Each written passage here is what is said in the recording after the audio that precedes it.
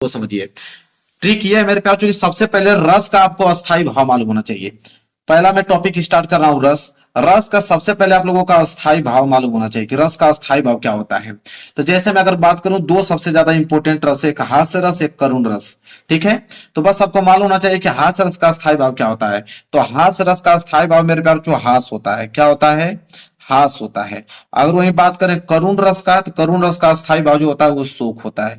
बस ये दो चीज अगर आपको मालूम है तो आप किसी भी रस को आप लिख सकते हो मेरे प्यारों। तो हास्य रस का अस्थाई भाव हास, करुण रस का अस्थाई भाव शोक होता है। अब देखिए मेरे प्यारों, मैं पहला स्टार्ट करने वाला हूं हास्य रस। जब एग्जाम में लिखना होगा तो आप हेडिंग बना लीजिएगा हास्य रस, और हास्य रस में लिखेंगे क्या कि हास्य रस का अस्थाई भाव हास होता है। ये तो पहली लाइन ऐसे ही लिख दोगे कि हास्य रस का अस्थाई भाव हास होता है। फिर लिखोगे कि जब हास नामक अस्थाई भाव जो है वो विभाव से, अनुभाव से और संचारी भाव से संयोग करता है तो वहां पर हास रस होता है। बस आपको तीन बातें याद रखना है। एक तो मेरे प्यारों जो विभाव, अनुभाव और संचारी भाव, तीन टॉपिक आप लोगों को याद करना है।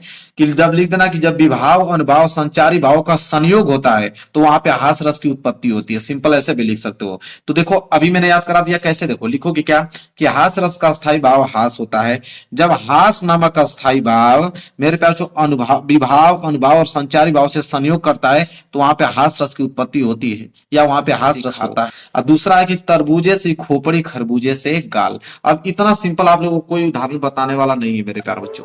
ठीक है, अब इतना सिंपल तो आप याद ही कर सकते हो। आपका हास रस लिखना आ गया, अब कभी भी भूल नहीं पाओगे। बस हास रस का अस्थाई भाव हास होता है जब अस्थाई भाव हास किसी विभाव से, अनुभाव से, संचारी भाव से संयोग करके हास रस की उत्पत्ति होती है, हास रस बनाता है या हास रस होता है। किसी तरह भी लिख सकते हो। क्लियर है मेरे प्यारे बच्चों? तो हास रस आपको समझ में आ गया होगा। लिखने के लिए आता है वो तो कंफर्म है, और इसी तरह लिख दीजिएगा आप।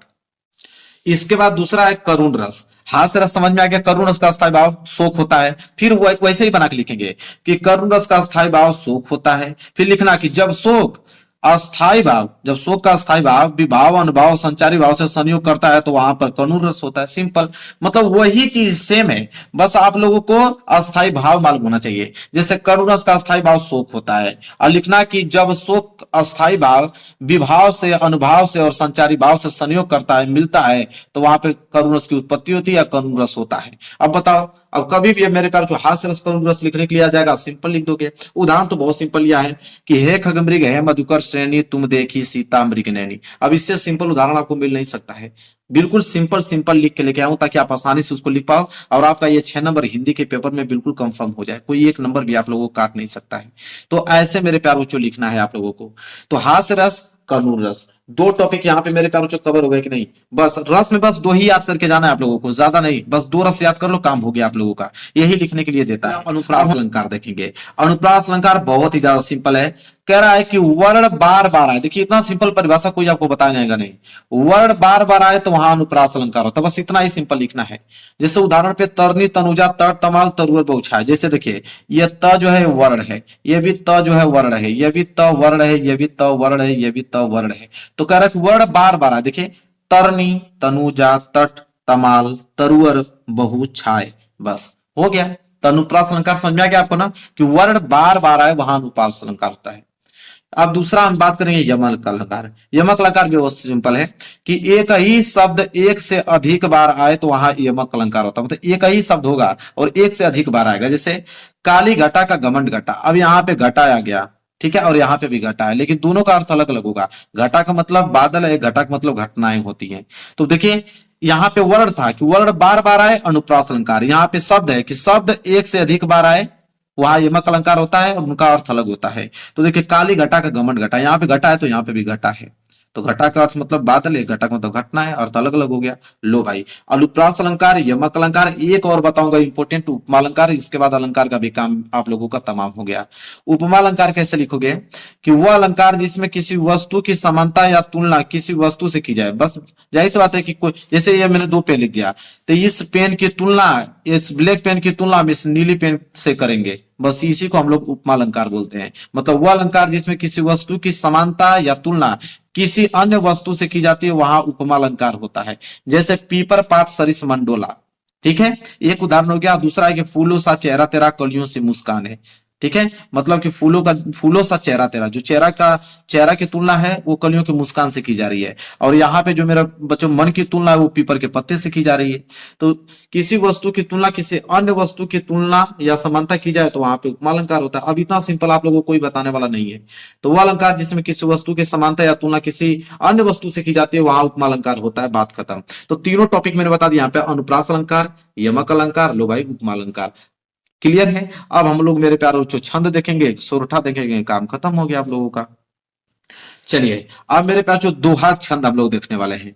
दोहा छंद में लिखेंगे, ये भी बहुत सिंपल है दोहा छंद, कि यह एक अर्ध सम्मात्रिक छंद है, इसमें 4 चरण होते हैं। बस याद रखिए कि दोहा और सोरठा में 4 चरण होते हैं बस। तो यह एक अर्ध सम्मात्रिक छंद है, इसमें 4 चरण होते हैं और पहले और तीसरे चरण में 13-13 मात्राएं तथा दूसरे और चौथे चरण में 11-11 मात्राएं होती हैं। ठीक है, इसका ट्रिक मैं बता दें, इसका ट्रिक लिख लो। इसका ट्रिक मेरे प्यारे बच्चों दो तेग, क्या हो जाएगा, दो तेग नाम से इसका ट्रिक याद कर लो। दो तेग मतलब होता है कि दोहा, दोहा में 13-13 मात्राएं होती हैं और 11-11 मात्राएं होती हैं। ठीक है, जैसे आप ऐसे कर सकते हो मेरे प्यारे बच्चों, जैसे यहाँ पे आप करोगे कि दो मतलब दो और लास्ट वाला, देखिए पहला वाला दो है, लास्ट वाला गो है, गो मतलब 11। तो 11 को जब जोड़ोगे मेरे प्यारे बच्चों तो यहाँ पे आ जाएगा 13। तो यहाँ पे देखा ऐसे लिखना, पहले और तीसरे चरण में 13-13 मात्राएं होती हैं और दूसरे और चौथे चरण में 11-11 मात्राएं होती हैं। लो भाई ट्रिक बन गया। उदाहरण, रहीमन पानी राखिए बिन पानी सब सून, पानी गए न उबरे मोती मानुष चून। ये गए हैं, ये ए वाला गए है, ऐसे गए हैं। ठीक है, देख सकते हो मेरे प्यार बच्चों। अब देखिए पहले और मेरे प्यार बच्चों तीसरे चरण में, पहले और तीसरे चरण में 13-13 मात्राएं। देखिए 1 2 3 4 4 2 6 2 8 2 10 11 12 13, 13 इसमें है, तीसरा चरण में भी 13 होगा। 2 2 4 2 6 1 7 1 8 2 10 10 2 12 1 13, और दूसरे चौथे चरण में 11-11 मात्राएं। देखिए 1 2 2 2 4 2 6 2 8 2 10 1 11, इसमें भी 2 2 4 2 6 2 8 2 10 1 11, बिल्कुल सही। ये हो गया दोहा छंद। और देखिए दोहा जब याद हो गया तो सोरठा ऑटोमेटिक याद हो जाएगा, क्योंकि दोहा का जस्ट उल्टा सोरठा होता है। परिभाषा यही रहेगा, बस 13-13 की जगह 11-11 हो जाएगा और यहाँ पे 11-11 की जगह 13-13 हो जाएगा बस। तो बस दोहा याद कर लीजिए। अब बस आप जान जाइएगा कि दोहा का उल्टा सोरठा होता है, बस काम बन जाएगा आप लोगों का। देखिए कैसे लिखोगे सोरठा में, सोरठा में लिखोगे मेरे प्यारे बच्चों कि यह अर्ध सम्मात्रिक छंद है, सेम परिभाषा वही रहेगी। यह अर्ध सम्मात्रिक छंद है, इसके पहले और तीसरे चरण में 11-11 मात्राएं तथा दूसरे और चौथे चरण में 13-13 मात्राएं होती है। यह दोहे का उल्टा होता है, मतलब परिभाषा सेम वही है, बस पहले और तीसरे चरण में 11-11 है, वहां पे 13-13 हो रही थी, यहाँ पे 11-11 है। और यहाँ पे दूसरे और चौथे चरण में 13-13 मात्राएं है, वहां पे 11-11 हो रही थी। मतलब उसका जस्ट उल्टा है और कुछ नहीं है मेरे प्यारे बच्चों। देखिए एक परिभाषा लिखा उदाहरण मेरे यहाँ पे कि राधा नागरी सोई मेरी भव बाधा हरो, श्यामु हरित दूती होई जा तन की छाई परे। ठीक है, अब यहाँ पे देख सकते हो कह रहा है कि पहले और तीसरे में 11-11। तो देखिए 2 2 4 2 6 2 8 2 10 1 11, इसमें भी 1 2 3 4 5 6 7 8 2 10 1 11, इसमें 13 मात्राएं होंगी। 2 2 4 2 6 2 8 2 10 दोबारा 1 13, और 2 2 4 2 6 2 8 2 10 दोबारा 1 13। देखिए तो कितना क्लियर है। अब मेरे प्यार जो रस छंद अलंकार बस मात्र 9-10 मिनट के अंदर में समाप्त कर दिया। इतना सिंपल टॉपिक पूरे यूट्यूब चैनल पे आप लोगों को कोई नहीं बताया होगा, लिख के देता हूँ, गारंटी है मेरा। अब मेरे प्यार बच्चों आज के बाद कभी भी लिखने के लिए आ जाएगा ना तो आसानी से आप लिख पाओगे। 24 फरवरी को रस छंद अलंकार आएगा, जैसे मैं लिखा हूँ सेम लिख दीजिएगा, 1 नंबर एग्जामिनर नहीं काट सकता आपका, पूरा का पूरा नंबर आपको देगा। तो मेरे प्यार वीडियो को लाइक कर देना आप लोगों को, चैनल पर नए हो तो